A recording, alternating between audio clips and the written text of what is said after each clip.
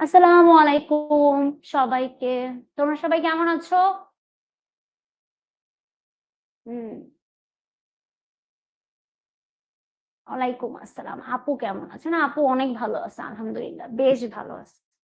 তোমাদেরকে সামনে দেখতে পেয়ে আরো ভালো আছি। আচ্ছা। চলো আজকের ক্লাস নতুন পর্ব 3 তে চলে যাই। আজকে আমাদের পর্ব 3 প্রাত্যহিক জীবনের তথ্য ও যোগাযোগ প্রযুক্তির পর্ব 3 শুরু করতেছি। আপুর নাম মনে আছে সবার? আচ্ছা, আপুর নাম হচ্ছে অর্পি আপু। আমার নামটা এখানে পিছনে লেখা আছে, আপুর ছবি দেখা যাচ্ছে। ওকে, আজকে আমরা দুইটা পার্ট পড়ব। প্রথম পার্টটা হচ্ছে কর্মক্ষেত্রে তথ্য ও যোগাযোগ প্রযুক্তি এবং সমাজ জীবনে তথ্য ও যোগাযোগ প্রযুক্তি।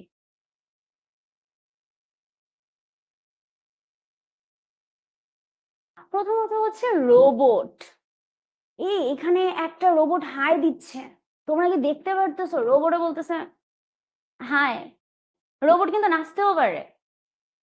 রোবট জিনিসটা কি? রোবটটা হচ্ছে একটা স্বয়ংক্রিয় যন্ত্র, যেখানে কোনো নির্দেশাবলী দেওয়া হয় এবং রোবট সেটা খুব সহজেই করে ফেলতে পারে। মানুষের কাজকে সহজলভ্য করার জন্যই এই যন্ত্র মানব। রোবট যে দেখতে শুধু মানুষের মতোই হবে তেমন না, রোবট দেখতে অনেক ধরনের হতে পারে। তাহলে রোবটটা হাই দিচ্ছে, তাহলে আমি একটু রোবট সম্বন্ধে জেনে গেলাম। দেখি এই রোবট কি কি করে। রোবটরা অনেক কঠিন কঠিন কাজ করতে পারে। আমরা তো একটু অলস প্রজাতির, আমরা কোনো কাজ করতে গেলে খুব অলস হয়ে যাই। এমনকি বাবা মা এসে মুখে খাবারটা পর্যন্ত তুইলা দেয়, তাও মনে হয় যে ভালো লাগে না, আর একটু যদি ঘুমটাও পাড়ায় দিত তাহলে ভালো লাগতো। কঠিন কঠিন ভারী ভারী কাজ, যেমন এক জায়গা থেকে আরেক জায়গায় বিশাল ভারী বোঝা আগে মানুষ কি করতো, নিজে কাঁধে বহন করে এক জায়গা থেকে আরেক জায়গায় নিত। এই কাজটা এখন রোবট মালামাল নিতে পারে। রোবটের মাধ্যমে আমরা এক জায়গা থেকে আরেক জায়গায় মালামাল পরিবহন করতে পারি। তারপরে রোবটের মাধ্যমে পুরো গাড়ি ড্রাইভার লাগে না, গাড়ি রোবট চালায়। ড্রাইভার ছাড়া গাড়ি চলতেছে। রোবট হচ্ছে বাসার ঘরের ময়লা পরিষ্কার করার জন্য এখন রোবট ব্যবহার করা যায়। মানে এত সহজ কাজটাকে, আমাদের জীবনটাকে খুব সহজ করে দিছে। উন্নত দেশে প্রত্যেকটা কাজে রোবটকে ব্যবহার করা হয়। আমরাও আস্তে আস্তে উন্নত হব, তখন আমাদের দেশের ভারী ভারী কাজগুলো রোবট করবে। আচ্ছা, দেখা যাক একটু কি বলা হয়েছে। রোবটরা ক্লান্ত হয় না, একঘেয়ে কাজটি নিয়ে তারা কখনো অভিযোগও করে না। অভিযোগ তো করবে না, এটা তো যন্ত্র মানব, এ তো কথা বলতে পারে না। আমরা তো 10টা কাজ করার পরে 11টা কাজ দিলে বলি যে কেন দিছে, এক্সট্রা কাজ দিলে বলি এত কাজ কে করে, আমি তো এতক্ষণ ধরে কাজ করছি, আবার এক্সট্রা কাজ। আমরা একটুতেই ক্লান্ত হয়ে যাই, রোবটরা হচ্ছে ক্লান্ত হয় না। তাই পৃথিবীর বড় বড় কলকারখানায় শ্রমিক হিসেবে আর মানুষ নেই, রোবট কাজ করে। মানুষরা বড়জোর দেখে কাজটা ঠিক মতো হচ্ছে কিনা। একঘেয়ে বিপজ্জনক কাজ মানে যেখানে মানুষের বিপদ হতে পারে, সেই রকম কাজগুলো এখন আর মানুষ করে না। বড় বড় দেশে সেখানে কি করতেছে, রোবটের মাধ্যমে সকল কাজগুলো করা হচ্ছে। কাজেই যতই দিন যাচ্ছে ততই এই কাজগুলো মানুষের বদলে মেশিন করতেছে, মেশিনের মাধ্যমে কাজগুলো সম্পন্ন করা হচ্ছে। গাড়ি চালাবে তথ্য প্রযুক্তি ব্যবহার করা যন্ত্র। গাড়ি তো আমরা চালাই, আমরা মানুষ গাড়ি চালাইতে যা, গাড়ি অনেক জোরে চালাইতে যায় অ্যাক্সিডেন্টও করে ফেলাই। গাড়িরে অনেকে আছে জ্যাম এড়াইতে যা উল্টা পথে গাড়ি চালায়, তাই না? রোবট হচ্ছে নিয়ম মাফিক গাড়ি চালায়, ওকে একটা দিক নির্দেশনা দেওয়া হয়, সেই অনুযায়ী রোবট গাড়িটাকে চালাচ্ছে। এখানে কোনো ভয় নাই, অ্যাক্সিডেন্টের ভয় হচ্ছে না। আবার বেশি রোবট নির্ভর হলেও একটু সমস্যা আছে, আমরা অলস হয়ে যেতে পারি। তাহলে রোবটের মাধ্যমে গাড়িও চালানো হচ্ছে। তাহলে কি বলা হলো দেখি, এখানে কি বলেছে, গাড়ির বেলায় সেটা শুরু হতে একটু দেরি হচ্ছে, আকাশ পথে কিন্তু এর মাঝে শুরু হয়ে গেছে। বিশাল বিশাল প্লেন যখন আকাশে উড়ে, তখন পাইলটের কিছু করতে হয় না, কম্পিউটারই সবকিছু করে। যুদ্ধ বিমানে আজকাল পাইলট থাকেই না। তাহলে পাইলট বিহীন ড্রোন গুলো যে প্রতিদিন ছবি তুলছে এবং ভিডিও করতেছে তা আমরা সবাই জানি। আমরা কি কেউ কখনো কনসার্টে গেছি? যদি কেউ কখনো কনসার্টে যায়, তোমরা কি কখনো মাথার উপরে ড্রোন দেখছো? কনসার্টে মাথার উপরে ড্রোন যায়। আর সবাই নিজে যারা আমরা কনসার্ট দেখি তখন আমরা হাই দেই, হ্যালো দেই ড্রোনের ক্যামেরা দেখে। এটা অ্যাকচুয়ালি কি করে, একটা ভিডিও শুট করে। কনসার্টের যে কোনো বড় বড় কনসার্ট আমাদের দেশে যে কনসার্ট গুলো হয়, এখানে খুব অনায়াসেই কি হয়, ড্রোন ব্যবহার করা হচ্ছে। ড্রোনের মাধ্যমে সকল ভিডিও শুট করা হয়। ড্রোন অনেক দূর পর্যন্ত যেতে পারে, একটা মাঠের এক প্রান্ত থেকে আরেক প্রান্তে ড্রোনে যাওয়া যায়, এবং ড্রোনে কি কি ভিডিও শুট হচ্ছে সেটা তুমি তোমার মনিটরে দেখতে পারবা। তাহলে এখন যে কোনো ভিডিও শুট করার জন্য, যে কোনো কাজ করার জন্য ড্রোন ব্যবহার করা হচ্ছে। উঁচু থেকে যে কোনো ভিডিও শুটিং এর জন্য ড্রোনের ব্যবহার দেখা যায়। চালকবিহীন উড়োজাহাজ বর্তমানে কোন কাজে ব্যবহৃত হচ্ছে? একটু আগে বলে আসছি, দেখি তো। একটা পোল কোশ্চেন এসে পড়ছে, যেতে না শুরু করতে না করতেই পোল কোশ্চেন। দেখি তো পোল কোশ্চেনটার অ্যান্সার কে কে পারে। যাত্রী পরিবহনে উড়োজাহাজ কি করে? যাত্রী পরিবহনে নাকি যুদ্ধ হয়ে গোয়েন্দাগিরিতে? গ গ গ গ গ খ খ খ যুদ্ধ এবং গোয়েন্দাগিরিতে। একটু আগে বলছি নানান ধরনের বড় বড় যুদ্ধ বিমানগুলাতে বর্তমানে আমার কি করা হয় না, ওইটা মানে উড়োজাহাজটা চালকবিহীন ব্যবহার করা হয়। এখন আর মানুষ যাচ্ছে না, চালকবিহীন উড়োজাহাজ ব্যবহার করছে। অ্যান্সার হচ্ছে সি। অনেকেই সি উত্তর দিচ্ছে। তালহা, আবির, তাসনিম, নুরুল হুদা, হাসিব, আবির সবাই অ্যান্সার করতেছে। গুড। তাহলে উত্তরটা হচ্ছে যুদ্ধ এবং গোয়েন্দাগিরিতে। ওকে, আমরা একটু পরের স্লাইডে যাই। কি আছে এখানে? কোনটি পাইলট বিহীন বিমান? পাইলট বিহীন বিমান, সুপার বিমান, ড্রোন, ফ্লাইটার জেট, জেট। আমি বলে ফেলছি একটু আগে, একটা নিয়ে আলোচনা করছি। গুড, ক অ্যান্সার। জান্নাতুল নুসরাত হিমেল। ড্রোনের মাধ্যমে আমাদের কি করা হয়, সকল ভাবে শুট করা হচ্ছে। যে কোনো কাজে আমরা ড্রোনের মাধ্যমে করতে পারি। উঁচু থেকে কোনো ভিডিও শুট, কোনো পরিবহন করার জন্য ড্রোন ব্যবহার করা হয়, যেটাকে বলেছে পাইলট বিহীন বিমান। তাহলে অ্যান্সার হচ্ছে ক। গুড। ওকে, এই ক্লাসরুম, এই ক্লাসরুমটাকে আরেকটা জিনিস বলা হয় এখন যেটা আমি নিচ্ছি, শিখর যে ক্লাসরুমটা, এই যে আমি ডিজিটাল মিডিয়াতে পড়াচ্ছি, পিছনে বিশাল বড় একটা স্মার্ট বোর্ড দেখতেছো। আমি একটা পেন ইউজ করতেছি, খুব ইজিলি লেখালেখি করতেছি, দাগাদাগি করতেছি। তোমরা কি করতেছো? এক একজন এক এক প্রান্তে, কেউ আছো ঢাকায়, কেউ আছো বরিশালে, কেউ আছে চিটাগংয়ে, কেউ আছো সিলেটে, অনেকে অনেক জায়গা থেকে এখানে জয়েন করছো, তাই না? তাহলে তোমরা এই যে দেশের এক এক প্রান্ত থেকে মানে আমার ক্লাসে জয়েন করছে এত মানুষ, তাহলে আমরা কি করতে পারতেছি? এটাকে কি ক্লাসরুম বলতেছে? তোমরা কি নিজেরা যে অংশগ্রহণ করে ক্লাস নিতেছো? আমরা এটা কি করতেছি, ভার্চুয়ালি ক্লাসটা নিতেছি। তুমি আমাকে যে কোনো, একজন বলছে বরিশাল, ভোলা, ঢাকা, চাঁদপুর থেকে, ফরিদপুর, সিলেট, রাঙামাটি, ওরে বাবা নোয়াখালী থেকেও মানুষ দেখতেছে। আপু তো ফেমাস হয়ে যাবে। আচ্ছা, তাহলে কি আমরা অনেক প্রান্ত থেকে কি করতে পারি, ক্লাসরুমে জয়েন করতেছি। তাহলে এই যে এটাকে বলা হচ্ছে ই ক্লাসরুম, ভার্চুয়ালি আমি তোমাদেরকে পড়ানো শিখাচ্ছি। তাহলে এখানে তোমাদের নিজেদের আসতে হচ্ছে না, আমি ইন্টারনেটের মাধ্যমে ভার্চুয়ালি আমি তোমাদেরকে পড়াচ্ছি। এটাই হচ্ছে ই ক্লাসরুম। তাহলে ই ক্লাসরুমটা কি, দেশের অনেক বিশ্ববিদ্যালয়ে ই ক্লাসরুম তৈরি হচ্ছে।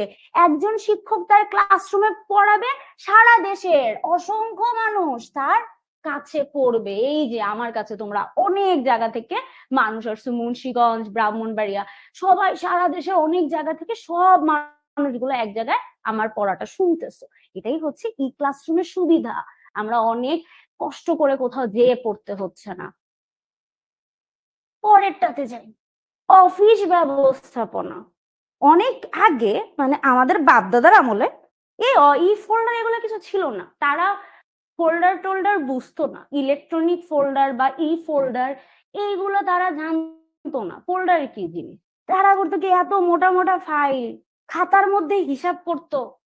রে মানে 1+1 2, 2+2 3, সরি 4।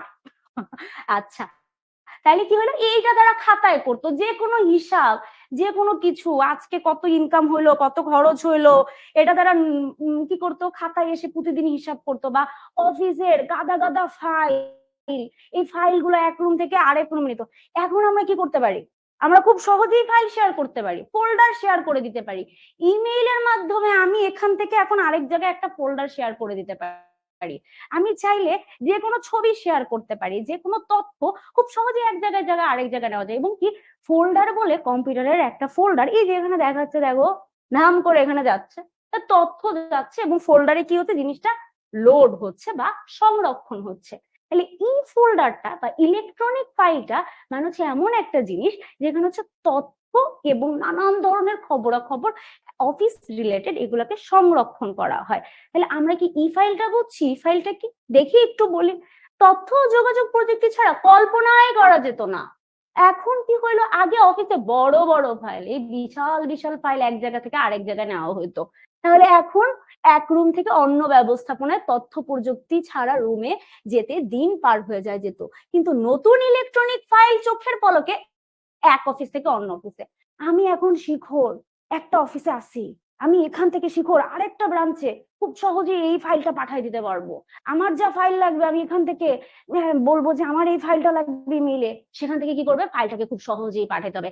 তার ওই গুলশান বনানী থেকে আমার কাছে আসা লাগবে না যে নেন আপনার ফাইল এইটা। আমি কি করতে পারবো, এখান থেকে দরকার হলে বরিশালে যোগাযোগ করতে পারবো, চিটাগংয়ে যোগাযোগ করে বলবো আমার এই ফাইলটা লাগবে। সে কি করবে, বাসে করে আসবে? সে আমাকে ইমেইলে বা কোনো একটা মাধ্যমে খুব সহজেই ফোল্ডার বা ফাইলটাকে পাঠিয়ে দিতে পারবে।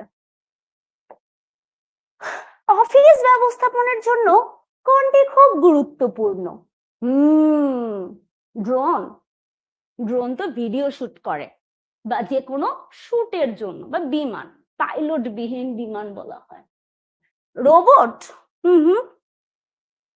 আচ্ছা, কাসিম মাহমুদ, তালহা, আবির, মুনতাহা সবাই উত্তর দিতেছে, গুড। এটা হচ্ছে ক নাম্বার। তথ্য ও যোগাযোগ প্রযুক্তি ছাড়া অফিস ব্যবস্থাপনা কোনোভাবেই সম্ভব হতো না। যোগাযোগ প্রযুক্তিটা খুব দরকার, তাইলে এটা হচ্ছে তথ্য যোগাযোগ প্রযুক্তি, তাই না? এটার মাধ্যমে খুব সহজেই আমরা এক জায়গা থেকে আরেক জায়গায় ফোল্ডার পাঠাইতে পারি বা ফাইল পাঠাইতে পারি। অফিসের সবচেয়ে গুরুত্বপূর্ণ কাজগুলো হয় টাকা পয়সা, এটা ছাড়া কিছুই হয় না। টাকা ছাড়া জীবনে কিছু হবে? খাইতেও পারবেন না, খাওয়া দাওয়া, একটু বন্ধুদের সাথে আড্ডা দেওয়ার জন্য টাকা পয়সা লাগবে। একটু আসি, অফিসের সবচেয়ে গুরুত্বপূর্ণ কাজগুলো হলো টাকা পয়সা বা অ্যাকাউন্টিং সংক্রান্ত। তথ্য প্রযুক্তির কারণে সেই কাজগুলো এখন সহজেই বড় বড় লেজার খাতার মাথা গুঁজে লিখতে হয় না। যেটা আমি বললাম যে আগে সকল তথ্যগুলোকে একটা বড় খাতায় হিসাব করা হইতো, বাজারে গেলা, এখনো অবশ্য আমাদের মারা এটা করে। মারা দেখবা বাজারে গেলে বাজারের আগে একটা লিস্ট নিয়ে বসে, এই আমার এটা লাগবে, এটার দাম এত, এটার দাম এত। মারা এটা হয়তো এত আপডেট হয় নাই বা হয়েছে অনেকের মারা, কি করে, এই আমার 1 কেজি চাল লাগবে, 1 কেজি এটা লাগবে, 1 কেজি ওটা লাগবে, 10 কেজি এটা লাগবে, এটা একটা খাতার মধ্যে লেখে, সেই বাজারের লিস্ট নিয়ে যায়। যাওয়ার পরে কি করে, ওই লিস্ট দিলে সেই অনুযায়ী বাজার পাওয়া যায়। এটাকে চাইলে কিন্তু ফোনেও নোট করা যায়, ফোনের নোটপ্যাড আছে, খুব সুন্দর মতো ফোনে তুমি হিসাবও করতে পারো। ফোনের মাধ্যমে এই ব্যবস্থাপনা, এই লিস্টের জন্য কিছু অ্যাপস আছে, সেটাও তুমি করতে পারো। টু ডু লিস্ট আছে আমাদের, সেটার মধ্যেও লিস্ট করে রাখতে পারো কি কি কাজ লাগবে, সেটার একটা রিমাইন্ডার সেট করতে পারো। তুমি চাইলে পরের দিন কি কাজ করবা তোমাকে রিমাইন্ডার দিবে। টাকা পয়সা সংক্রান্ত যে কোনো কাজ, সেটাও তুমি একটা নোট করে করতে পারো অ্যাপস এর মাধ্যমে। গুগল এক্সেলে তুমি নোট করতে পারো। তোমার বড় বড় হিসাব নিকাশ গুলো তুমি অনায়াসে কম্পিউটারের মাধ্যমে ইউজ করে করতে পারবা। সেটার জন্য এখন আর খাতার লাগবে না, খাতা কলম নিয়ে বসা লাগবে না।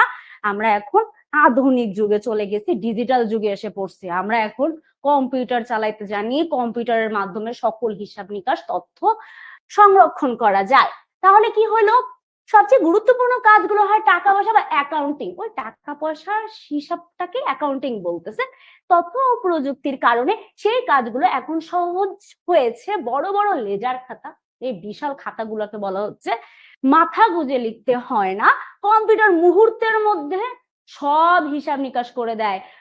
মোট হিসাব নিকাশ, কতটুকু ব্যয় করছো, কতটুকু খরচ হয়েছে, সকল হিসাব নিকাশ কিসের মাধ্যমে করা হয়? কম্পিউটারের মাধ্যমে করা হয়। ওকে, দেখো এখানে একজন হিসাব করতেছে বসে বসে ক্যালকুলেটর দিয়ে। এইটা আমরা অনেক জায়গায় করি। দেখি এখানে কি লেখা আছে। সামাজিক সম্পর্ক উন্নয়নে আইসিটি, তথ্য ও যোগাযোগ প্রযুক্তি সামাজিক চাহিদা পূরণের ব্যাপারগুলোকে নিয়ে এসেছে হাতের মুঠোয়। আইসিটির প্রচলিত হাতিয়ারগুলো পাশাপাশি এখন ইন্টারনেটে সামাজিক যোগাযোগের অনেক জনপ্রিয় ওয়েবসাইট তৈরি হয়েছে, যা দিয়ে সামাজিক কর্মকাণ্ড সহজভাবে সুযোগ করে নিয়েছে। সামাজিক যোগাযোগ মাধ্যমটার যখনই মাথায় আসে তখনই ফার্স্টে আসে ফেসবুক, হোয়াটসঅ্যাপ। আমরা এখান থেকে আগেরকার যুগে মোবাইল তো ছিল, বাটনওয়ালা মোবাইল চালাইতাম, এসএমএস পাঠাইতাম। এই এসএমএস পৌঁছাইছে কিনা কিভাবে জানবো? এসএমএস এর রিপ্লাই আসতে আসতে আরো 10-15 মিনিট, সেই এসএমএস আসতে আসতে কখন আসবে জানি না। আরো আগে যদি আমি চলে যাই, তখন তো মোবাইল, বাটন মোবাইলও ছিল না। তখন ছিল কি? তখন ছিল চিঠি। কবুতরের পায়ে চিঠি বেঁধে উড়াইয়া দিত, সেই চিঠি আরেক জায়গায় যাইতো। সেই চিঠি যায়া, প্রেমের চিঠি বলো, খবরের চিঠি বলো, সেই চিঠি একজন আরেকজনকে পাঠাইতো। আরে কি অপেক্ষা! সেই অপেক্ষা করার পরে সেই চিঠি পাওয়া যেত। কত কষ্ট করতাম, তাই না? একটা চিঠি আরেক চিঠি পাঠানো সময় লাগতো, প্রায় 10-15 দিন পরে একটা চিঠি যেত। এখন আমাদের এই যে সামাজিক সম্পর্ক, আমরা চাইলেই খুব সহজে ফেসবুকের মাধ্যমে, এখান থেকে মন চাইলো বন্ধুকে কল দিব, ভিডিও কল দেওয়া যায়। আমরা ডিসকর্ডের মাধ্যমে মুভি দেখতে পারি। ডিসকর্ড মনে হয় অনেকে চিনে, অনেকে চিনে না, অনেকে ডিসকর্ড লিখতেছে। ডিসকর্ড হচ্ছে এমন একটা অ্যাপ যেখানে আমরা মুভি দেখতে পারি। ইউটিউবে মন ভালো লাগতেছে না, গান শুনতে পারি। গান একজনের মাধ্যমে আরেকজনকে শেয়ারও করা যায়। হোয়াটসঅ্যাপে বন্ধুর সাথে ঘন্টার পর ঘন্টা অডিও কল করা যায়, ভিডিও কনফারেন্স পর্যন্ত গুগল মিটে করা যায়। আগে অফিসের নানান ধরনের কনফারেন্স করার জন্য বলতে হতো, এই তোরা আয় মিট করি, এই এখানে আসা লাগবে, এখানে আসা লাগবে। এখন সেটা গুগল মিটের মাধ্যমে আমরা খুব সহজে ভিডিও কনফারেন্স করতে পারি, মিটিং অ্যারেঞ্জ করতে পারি, কোনো অফিসের মিটিং। তাহলে এই জিনিসটা কি? ফেসবুক, হোয়াটসঅ্যাপ, টেলিগ্রাম, বা তুমি যদি বলো ডিসকর্ড, ইউটিউবটা হচ্ছে একটা কমন জিনিস। সবাই আমরা ইউটিউবে গান শুনি, কম আর বেশি না, সবাই শুনি। তো এই মাধ্যমগুলোর মাধ্যমে আমরা কি করতে পারি? খুব সহজেই একজনের সাথে আরেকজন যোগাযোগ করতে পারি। আগে এই জিনিসটা অনেক কঠিন ছিল, আস্তে আস্তে এই জিনিসটা অনেক উন্নত হয়েছে। তাইলে কি হলো? এটা কিসের অবদান? তথ্য ও যোগাযোগ প্রযুক্তির অবদান, আইসিটির অবদানের মাধ্যমে সামাজিক চাহিদার পূরণের ব্যাপারগুলোকে এখন হাতের মুঠোয় আসছে। এখন আমার মন চাইলে আমি এখানে বসে কাউকে কল দিয়ে বলতে পারি, আরে বন্ধু কি অবস্থা, দেখা হবে নাকি? তাহলে হচ্ছে খুব সহজে হয়ে যাচ্ছে। একটু পরের লাইনে যাই। আইসিটি ব্যবহার করে কিভাবে সামাজিক সম্পর্কগুলো বিকশিত হচ্ছে তার কয়েকটি উদাহরণ আমরা এখন দেখব। পরবর্তী স্লাইডে চলে যাই। অনুষ্ঠানাদিতে আমন্ত্রণ। আচ্ছা, এইটা এখনো অবশ্য করা হয়, মানে বিয়ের কার্ড তো দেওয়াই হয়। বিয়ের কার্ড কি হয়, এখনো আমরা অবশ্য ওইভাবে আমন্ত্রণ করি না, বিয়ের কার্ড সবার বাসায় বাসায় যেয়ে দিয়ে আসি। এটা তো বিয়ে আসলে মানুষের জীবনের একটা খুব গুরুত্বপূর্ণ অংশ। এটা তো আর সোশ্যাল মিডিয়ায় বলা যায় না, বন্ধু তুমি আসো আমার বিয়েতে, দেখাইলে একটু ইনফর্মাল হয়ে যায়, তাই না? আমরা ফর্মাল ওয়েতে বিয়ের দাওয়াত দিই, আজকে আমার বিয়ে, তুমি এই দিন এত তারিখে বিয়ের কার্ড পাঠাইলা, তুমি বন্ধু আইসা পড়ো আমার বিয়ের দাওয়াতে। তো ওটা একটা ফর্মাল ওয়ে, পরিবার নিয়ে দেই। কিন্তু তোমরা যখন ঈদ মোবারক লেখো, ঈদের আগে ঈদ মোবারক দাও, তারপরে হ্যাপি নিউ ইয়ারের আগে হ্যাপি নিউ ইয়ার বলো, এটা কি তোমরা বন্ধুর বাসায় যাওয়া বলো বন্ধু হ্যাপি নিউ ইয়ার? না না না, তোমরা তো বন্ধুদের উইশ করো না হ্যাপি নিউ ইয়ারে? করো তো, করো না? সবাই হ্যাপি নিউ ইয়ারের উইশ করো, সবাই ঈদের দিন বলো ঈদ মোবারক, একটা ফেসবুকে সুন্দর ছবি দিয়ে বলে দাও ঈদ মোবারক। সবাইকে ঈদুল আজহার একটা ছবি, ঈদুল আজহার টাইমে ঈদের মোবারকের ছবি দাও। এই জিনিসগুলা নতুন নিজের ছবি পোস্ট করে সবাইকে বলো ঈদ মোবারক। এই যে এই জিনিসটা, এটা কি এখন কি আমরা ভাষায় যেয়ে যেয়ে বলি? এখন আমরা মেসেঞ্জারে বলে দিই ঈদ মোবারক, ঈদ মোবারক, ঈদ মোবারক, বা happy new year, happy new year. কারো বার্থডে, কারো জন্মদিন, তোমার বন্ধুর জন্মদিনকে বলো কি হ্যাপি বার্থডে, তাই না? এই জিনিসগুলোর জন্য এখন আর কষ্ট করে যাওয়া লাগে না, মেসেঞ্জারের মাধ্যমেই বা খুদে বার্তায় SMS করে আমরা খুব সহজেই আমরা বলে দিতে পারি, বন্ধুদেরকে উইশ করতে পারি তার বিশেষ দিনে। ওকে, আসি আমরা কি বলতেছি। ইমেল, ইমেলটা আসলে হ্যাঁ, ইমেলটা হচ্ছে অফিসিয়াল ওয়ে। ইমেলটা আসলে আমরা কমই ব্যবহার করি, বাট ইমেলও করা যায়, কেন ইমেলের মাধ্যমে বলা যায়। ইমেল বা মুঠোফোনের খুদে বার্তায় মানে SMS এ দাওয়াত দেওয়া যায়। ইমেল বা খুদে বার্তায় সুবিধা হলো তা যার কাছে পাঠানো হচ্ছে ঠিক সে সময় তাকে ফোন ব্যবহার করতে হয় না, তার সুবিধা মতো সময়ে সে দেখে নিতে পারে। হ্যাঁ, এটা তো অবশ্যই খুব সহজেই আমরা কি করতে পারি, একজন মেসেজ দিলাম, পরে ওই মেসেজের ডিটেলসটা জানতে পারি। আপু আপনার ইমেল আইডি কি? না, বলা যাবে না। আমার ইমেল আইডি শিখর ইমেল আইডি। আচ্ছা, বিশেষ দিবস সমূহের শুভেচ্ছা বার্তা, এটা না আমরা অনেক বন্ধুর ছবি দিয়েও করতে পারি। আরে বন্ধুকে এইভাবে লিখে দিলাম, বন্ধু হ্যাপি বার্থডে। অনেকে আবার এটার হ্যাঁ একটা জিনিস বলে, কি বলে, HBD। তোমরা তো আবার অনেক জেনজি, তাই তোমরা লেখো HBD, হ্যাপি বার্থডে। তা হ্যাপি বার্থডে উইশটা আমরা চাইলে বন্ধুর সাথে একটা ছবিতে কার্ড বানায় দিতে পারি, একটা কার্ডের মাধ্যমে বলতে পারি। তাহলে কি বলতেছে এখানে, সবাই পাঠায় ই কার্ড। ই কার্ড দুই ভাবে পাঠানো যায়। কয় ভাবে পাঠানো যায় ই কার্ড? দুই ভাবে পাঠানো যায়। একটা হলো তুমি নিজে কম্পিউটারে ই কার্ড তৈরি করবা, একটা কম্পিউটারে নিজে বসে বসে নিজের ডিজাইন, এক জায়গায় গাছের লতা মানে লতা, ফুল, পাখি এগুলো দিয়েও বানাইতে পারো। তারপরে নিজের বন্ধুর ছবি দিয়েও একটা কার্ড বানাইতে পারো। এখানে একটা এই যে কার্ড বানানো আসছে, happy birthday form all of us, একটা সুন্দর একটা কার্ড বানাই দিচ্ছে, দেখছো? মানে যার বার্থডে আছে, কারো বার্থডে আছে নাকি? যার বার্থডে সে কিন্তু আজকে হ্যাপি বার্থডে পাই গেল আমার তরফ থেকে। কারো বার্থডে থাকলে হ্যাপি বার্থডে আজকে। এই এই এই কার্ডটার মাধ্যমে বলে দিলাম হ্যাপি বার্থডে টু ইউ। আচ্ছা, তাহলে কি করা হচ্ছে, তুমি নিজে চাইলে কার্ডটাকে বানাইতে পারো ডিজাইন করে। ফরিদুল সরকারের আজকে বার্থডে, আমার বার্থডে, সবার এখন বার্থডে হয়ে গেছে না? এই আমি বললাম কার বার্থডে, সবাই বলতেছে আমার বার্থডে। রেদওয়ান আহমেদ, আচ্ছা হ্যাপি বার্থডে রেদওয়ান আহমেদ। তাহসিনের বার্থডে, হ্যাপি বার্থডে তাহসিন। এই যে তোমাকে আমি ই কার্ড দিলাম, নিজে বানায় একটা ই কার্ড দিলাম, যাও এটার মাধ্যমে হ্যাপি বার্থডে। ওকে, তাহলে কি ই কার্ড দুই ভাবে পাঠানো যায়। একটা হলো নিজে নিজে আমার যে ক্রিয়েটিভিটি, আমার যে দক্ষতা, এটা দিয়ে আমি ই কার্ডটাকে বানাবো। আর একটা উপায় হচ্ছে ইন্টারনেটে অনেক ই কার্ডের সাইট আছে।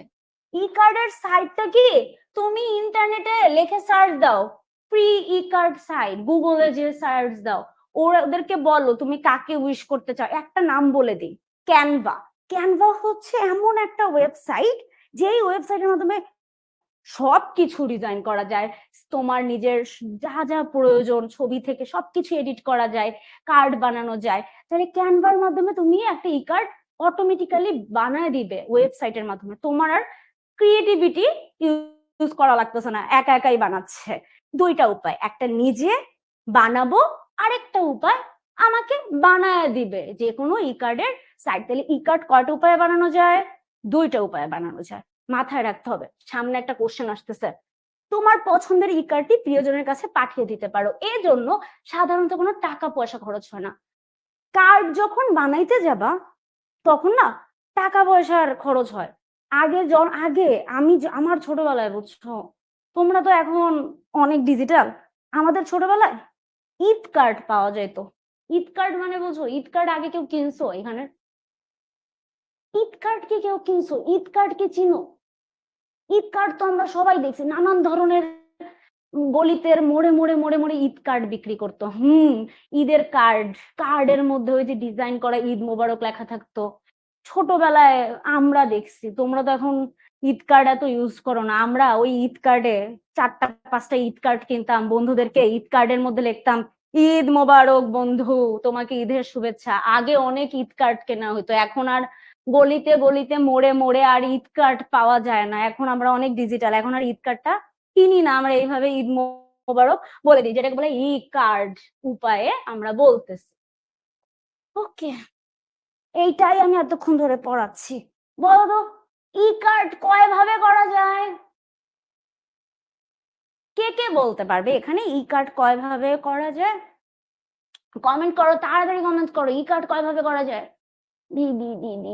রাইস ইসলাম, জান্নাতুল মাহা, নুরুল হুদা, তাহসিন, আফিয়া, মুনতাসিম, মোহসানাত, মেহজান, হাসিম মাহমুদ, সারা, লাবিবা, ওয়াও নাইস, সবাই বলতেছি ঈদ কার্ড কয় ভাবে করা যায়? 2 ভাবে, এবং উপায়গুলো একটু মাথায় রাখতে হবে। কি কি উপায়? নিজে নিজে বানাবো, আর একটা হচ্ছে ই কার্ডের সাইট আমাকে বানায় দিবে, হয় নিজে নিজে, না হলে যে কোনো ই কার্ডের ওয়েবসাইট আছে সেখান থেকে আমাকে বানায় দিবে। তাহলে ই কার্ড 2 ভাবে বানানো যায়। চলে যাই পরেরটাতে। নাইস। আচ্ছা, এখানে একটা জিনিস আছে, এটা নিয়ে একটু কথা বলবো, মজার জিনিস। একটু বলি আগে, বিশেষ দিবস সমূহের শুভেচ্ছা বার্তা। শুভেচ্ছা জানাতে মুঠোফোনের খুদে বার্তা এখন অনেক জনপ্রিয়। বিভিন্ন এফএম রেডিওতে পছন্দের গান বাজিয়েও প্রিয় বন্ধুকে শুভেচ্ছা জানানোর রেওয়াজ চালু হয়েছে। এসএমএস এর মাধ্যমে শ্রবণ প্রতিবন্ধীরা শ্রবণ প্রতিবন্ধীরা হচ্ছে যারা কানে শুনতে পায় না, তারা কি করে, তারা হচ্ছে এসএমএস টা দেখে। আবার আমরা একটু উল্টা ভাবে চিন্তা করি, যারা চোখে দেখতে পায় না তাদের জন্য আমরা কি করি, অডিও বা অডিও ভয়েস পাঠাই। ভয়েসের মাধ্যমে কি করি, যে আমরা এক পাশ থেকে আরেক পাশে বলতে পারি ঈদ মোবারক, হ্যাপি বার্থডে, ও তখন কানে শুনবে। একটা হচ্ছে যারা চোখে দেখতে পায় না, যারা অন্ধ, তাদের জন্য অডিওর মাধ্যমে আমরা শুভেচ্ছা পাঠাতে পারি। আর একটা হচ্ছে যারা শ্রবণ প্রতিবন্ধী, তাদের জন্য আমরা ছবির মাধ্যমে পাঠাইতে পারি। ওটাই বলা হয়েছে ভাব বিনিময় করতে পারে।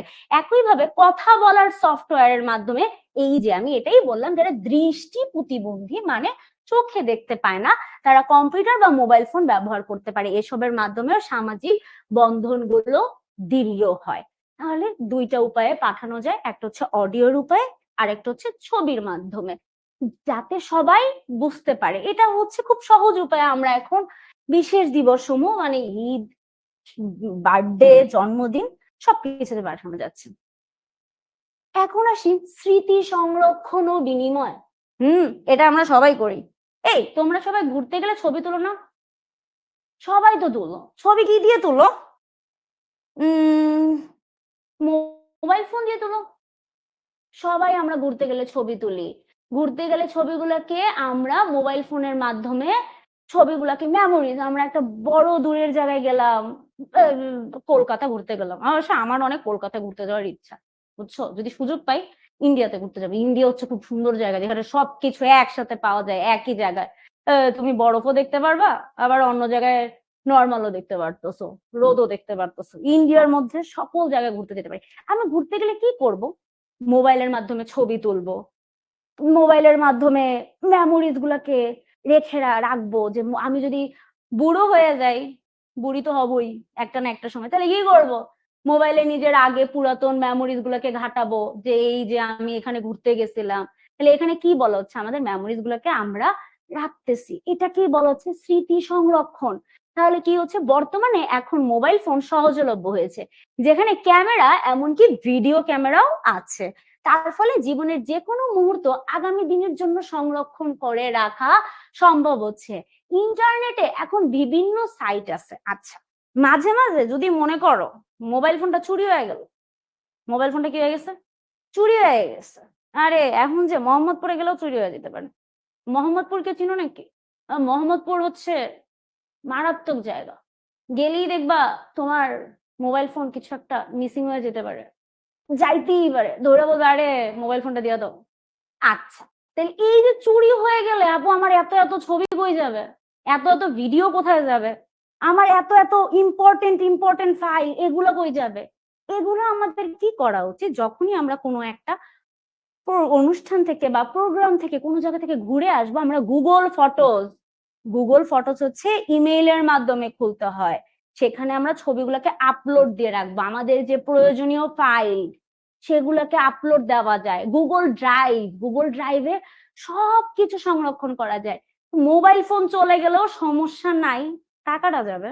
যদি আইফোন হয় তাহলে তো বহুত টাকা যাবে, আর যদি নর্মাল ফোন চালাও তাহলে কম টাকা যাবে। তাহলে কি করতেছি, গুগল ড্রাইভের মাধ্যমে আমরা সবকিছুকে সংরক্ষণ করে রাখতে পারতেছি খুব সহজে। মোবাইল হারাইলেও ছবি হারাচ্ছে না, ভিডিও হারাচ্ছে না, ইম্পর্টেন্ট ফাইল থাকে, সবার ইম্পর্টেন্ট তথ্য থাকে, সেগুলো গুগলের মাধ্যমে সংরক্ষণ করা যায়। এছাড়াও আরেকটা আছে ইয়াহুর ফ্লিকার, এটা আরেকটা ওয়েবসাইট যেটার মাধ্যমে এখন সবচেয়ে বেশি জনপ্রিয়। এটার মাধ্যমে সবকিছু সংরক্ষণ করা যায়, ছবি সংরক্ষণ করা যায়। দেখো, কেবল ছবি নয়, ইচ্ছা করলে তোমার তোলা ভিডিও সারা বিশ্বের সামনে তুলে ধরতে পারো। এখন যেই পরিমাণে কন্টেন্ট বানানো হয়, কন্টেন্ট যারা বানায়, আমাদের ইউটিউবেও কিন্তু অনেক কন্টেন্ট আছে। তোমরা কি শিখর ওয়েবসাইটে গেছো, শিখর ইউটিউব চ্যানেলটা দেখছো? ইউটিউবে শর্ট ভিডিও গুলো আছে না, যে কন্টেন্ট, ডিফারেন্ট ডিফারেন্ট কন্টেন্ট দেখতে পাচ্ছ না? এখন বর্তমানে শিখোতে একটা কন্টেস্টও চলতেছে, শিখো এআই নিয়ে, হয়তো এটা তোমরা সবাই জানো। এই এআই কন্টেস্টে কিন্তু জয়েন করতে পারো, এটাও একটা কন্টেন্ট টাইপের, তাই না? তোমরা এখানে নিজেদের বানানো শিখো এআই নিয়ে জার্সিও আপলোড দিতে পারো, সবাই জানে, এই যে সবাই শিখো এআই এর কন্টেন্ট জানে। এই কন্টেন্ট বানায় তুমি তোমাদের নিজেদের মতো ভিডিও বানাইতে পারো। এই আমি তো এই ভিডিও করছি, নিজের মধ্যে একটা শিখো এআই এর একটা জার্সি বানাইলা সুন্দর করে, তাই না? আমি ইনস্টল করছি, সবাই বানাইতেছে। আচ্ছা, আর্টিফিশিয়াল ইন্টেলিজেন্স না, এখন জানে না অনেকে। আচ্ছা, তাহলে কি হলো, শিখো এআই এর নিয়ে একটা নতুন একটা কন্টেন্ট চলতেছে, যেটার মাধ্যমে কন্টেস্টের মাধ্যমে তোমরা সবাই অংশগ্রহণ করতে পারো। এটা নিয়ে ইউটিউবে শর্টে ভিডিও আছে, তোমরা ওখানেও যাইতে পারো, অনেকে শর্ট ভিডিও আপলোড করতেছে, দেখতে পারো। এটা কিসের মাধ্যমে শেয়ার করতেছে? ইউটিউবে ভিডিও শেয়ারিং করতেছে। ইউটিউবে আমরা ভিডিও শেয়ার দিচ্ছি, ডিফারেন্ট ডিফারেন্ট কন্টেন্ট প্রায় প্রায় শিখর চ্যানেল থেকে যাচ্ছে, তাহলে তোমরা একটু ঘুরেও আসতে পারো। গুড। তাহলে এরকম ভিডিও শেয়ারিং এর মাধ্যম হচ্ছে ইউটিউব। নিজেরা চাইলে কাজ করতে পারো, ট্রাভেলিং ব্লগ বানাইতে পারো, পড়াশোনা করতেছো স্টাডি নিয়ে, নতুন নতুন ক্রিয়েটিভিটি জিনিস নিয়ে ব্লগ বানাইতে পারো। ইউটিউবে নিজের একটা চ্যানেল খুলে ফেললা, নিজের যে ক্রিয়েটিভিটি আছে সেগুলোকে কন্টেন্টের মাধ্যমে শেয়ার করতে পারো, তাই না? কত মাধ্যম আছে যে আমাদের নিজেদের ক্রিয়েটিভিটি দেখানো যাবে। কোনটিতে? ভিডিও শেয়ারিং এর ওয়েবসাইট। ভিডিও শেয়ারিং বলছি, দেখি তো, একটু আগে ভিডিও শেয়ারিং বলা হয়েছে। আই এম আ ইউটিউবার, কে কে বলতে পারবে যেটা থেকে ভিডিও শেয়ারিং করা যায়? হুম হুম সি। আচ্ছা, এ না, সি, গ গ গ গ গ গ হিমেল বলছে, ফারহান বলছে, মুসাবির বলছে, জান্নাত বলছে। হ্যাঁ, ভিডিও শেয়ারিং ইউটিউবে। তোমার একটা গান ভাল লাগছে, যে এই গানটা বন্ধুকে শেয়ার করলা, বন্ধু এই গানটা শুনো, ভাল লাগবে। তোমার একটা পডকাস্ট ভাল লাগছে, তোমার একটা শিখর কন্টেন্ট ভাল লাগছে, ওইটা তুমি তোমার বন্ধুদের মাধ্যমে শুনলে, আরে এই কন্টেন্টটা তো খুব মজাদার হয়েছে, কন্টেন্টটা দেখো তো। এই যে এটা হচ্ছে শেয়ারিং করা যায়, কিসের মাধ্যমে? ইউটিউবের লিংক শেয়ারিং এর মাধ্যমে। তাহলে এখানে কি আসছে? www.youtube.com। ওকে, গেলাম আমরা। ছবি সংরক্ষণ বিতরণের জন্য চমৎকার কি রয়েছে? দেখি তো, কে পারবে এটা? Album, computer, website. অ্যালবাম না, অ্যালবাম না, অ্যালবাম তো হচ্ছে বাসায় অ্যালবাম। আগে বাবা মারা ছবি তুলতো, আমার ছোটবেলার ছবি অ্যালবামে আছে। ওই যুগে এত কিছু থাকতো না, অ্যালবামের মধ্যে ছবিগুলোকে সংরক্ষণ করতো। এখন ওয়েবসাইটের মাধ্যমে ছবি সংরক্ষণ করা যায়, আমি অলরেডি বলছি। হ্যাঁ, সবাই বলতেছো। ওয়েবসাইট হচ্ছে ফটোজ, googlephotos.com, এগুলোর মাধ্যমে ছবি সংরক্ষণ করা যাচ্ছে। তাইলে নানান ধরনের, তাহলে হচ্ছে অ্যান্সার ইজ বি, খ নাম্বারটা হচ্ছে অ্যান্সার, সবাই বলতেছে। গুড। ওকে, তাহলে আজকে আমরা অনেক কিছু শিখছি। আর কোনো ওয়েবসাইট ঘুরে আসবো নাকি? টাইম তো অনেক আছে আমাদের কাছে। একটু যাই, দেখা যায় কি কি করা যায়। কিছু কি করা যায়, দেখতে পারি আজকে যেগুলো নিয়ে শিখছি সেগুলো কি জানা যেতে পারে? ব্যাকে কি যাওয়ার উপায় আছে? ওকে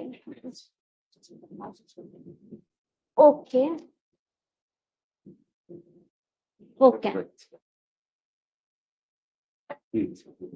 জি, ওকে, আমরা একটু কিছু জিনিস দেখি আজকে, জিনিসগুলোকে একটু শিখি, যেহেতু আমাদের কন্টেন্টটা ডান হয়ে গেছে। আমরা একটু ইউটিউব দেখি, গুগল ফটোস দেখি, কিভাবে অডিও জেনারেট করা যায়, এই জিনিসগুলোকে একটু দেখি। ওকে okay okay okay okay okay ওকে ঠিক আছে। ক্রিয়েট উইদাউট অ্যান অ্যাকাউন্ট, ওকে, তাহলে এইখানে আমরা একটু দেখতে পারি www.googlephotos.com। আমরা যে কোনো একটা ফটোজ আপলোড করা শিখবো আজকে, একটু শিখি কিভাবে ফটোজ গুগলে আপলোড করা যায়। ক্যানভা, অনেকে ক্যানভা বলছে, গুড, আমরা আজকে ক্যানভাও শিখবো। দেখি তো কি কি করা যায়। ক্যানভাতে যাই, আগে ফার্স্টে ক্যানভা যাই আমরা। এইখানে লেখা যায়, এখানে লেখা হবে CANVA, ক্যানভা। ক্যানভাতে সার্চ দিলে ক্যানভাতে চলে গেলাম। গুড, ক্যানভাতে ডিজাইন করা যায়। এই যে এটাতে আমরা একটু স্টার্ট ডিজাইন করতে পারি যে কোনো ভাবে। ওকে, ডিফল্টে একটু ডিজাইন দেখি, নিজেরা ডিজাইন করতে পারি কিনা ক্যানভার মাধ্যমে। Start free trial.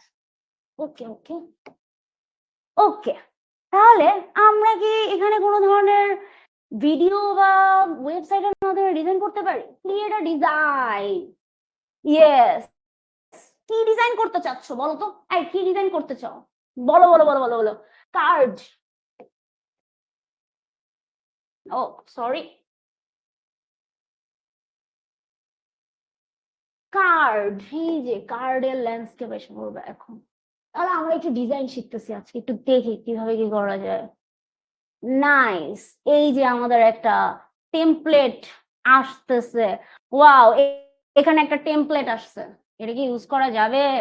দেখি তো, একটু ডিজাইনে যাই, ফ্রিতে যাইতে হবে। ওকে, এগুলা যেগুলা ভিআইপি আছে এটা তো না, এখানে। ওয়াও নাইস, এইটা একটা একজনের নাম, এটা একটা ভিজিটিং কার্ড। তুমি তোমার নিজেদের ভিজিটিং কার্ড বানাইতে পারো। এটা একটা কার্ড বানাইছে, দেখো, এটা নিজেদের, এটা ক্যানভার মাধ্যমে আমরা ডিজাইন করতে পারি। আমরা এতক্ষণ ধরে বলছি ই কার্ড বানানো যায়, একটু আমরা এই জায়গাটাতে প্রেস করি, তাহলে এই জায়গাটাতে যদি আমরা ক্লিক করি, ওকে, ওকে, তাহলে এখানে আমরা নাম লিখি, আমার নামটা লিখি তো,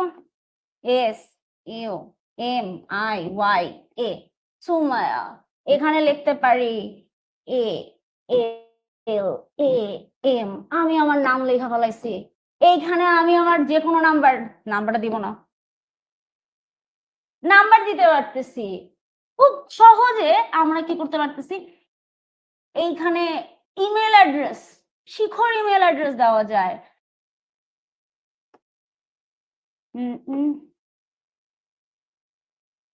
তাই না? orpina@, কি আসতেছে, শিখো.com।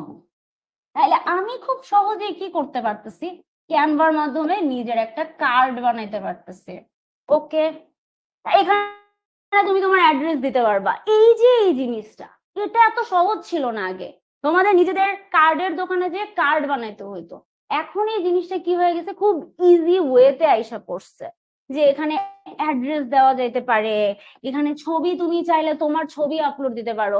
এখানে আমি একটু বার্থডে কার্ডও বানাইতে পারি। জাস্ট একটু দেখো, তোমাকে আমি দেখো, এখানে থ্যাংক ইউ বলে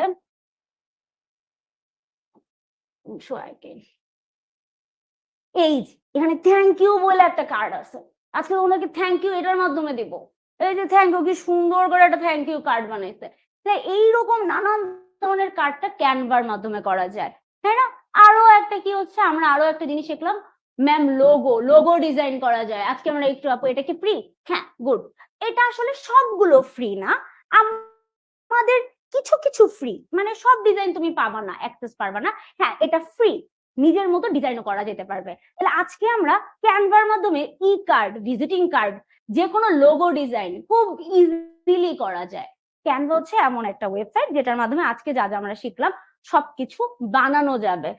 তাহলে হচ্ছে আমরা নতুন একটা জিনিস শিখলাম বা নতুন একটা ওয়েবসাইট জানলাম, যেটা হচ্ছে ক্যানভা ওয়েবসাইট, যেটার মাধ্যমে ইজিলি কাউকে কিভাবে খুলবো, এটা কিছুই না, যে কোনো মেইল অ্যাড্রেস দিয়ে তুমি খুলতে পারবে। এমনকি তুমি যে ডিজাইনটা করছো সেই ডিজাইনটাকে তুমি চাইলে সেভ করতে পারো। শার্ট ডিজাইন করা যায় অবশ্যই, যে কোনো লোগো ডিজাইন করতে পারবা, যে কোনো ভাবে যে কোনো উইশেস করতে পারবা, হ্যাপি বার্থডে উইশ করতে পারবা, কার্ডের ডিজাইন করতে পারবা, নিজেদের ভিজিটিং কার্ড।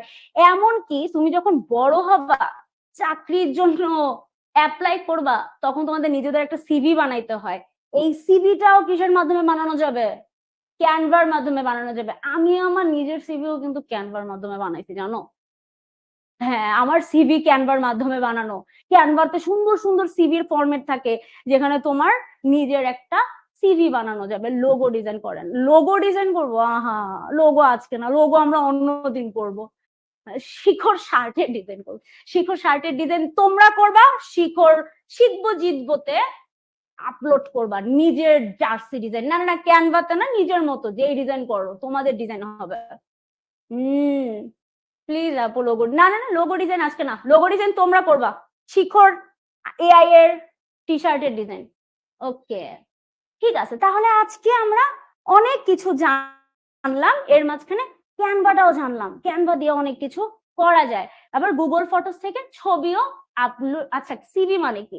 সিভি মানে হচ্ছে কারিকুলাম ভাইটা, মানে তোমার নিজের সকল ইনফরমেশন, তুমি কি কি রেজাল্ট করছো সবকিছু ওখানে সুন্দর করে দিতে হয়। ঠিক আছে, আজকে এতটুকুই, আজকে আর কিছু না। আজকে আমরা একটু জাস্ট দেখলাম যে ক্যানভাটা কিভাবে ইউজ করা যায়। আরো ইউটিউব তো তোমরা জানোই, তাই নতুন একটা জিনিস আজকে শেখা হলো। শিখর এআই এর টি শার্টটাও চাইলে ক্যানভা থেকেও ডিজাইন করতে পারো, তোমাদের ইচ্ছা। আজকের মতো এতটুকুই। থ্যাংক ইউ সবাইকে, আল্লাহ হাফেজ, টাটা, বাই বাই।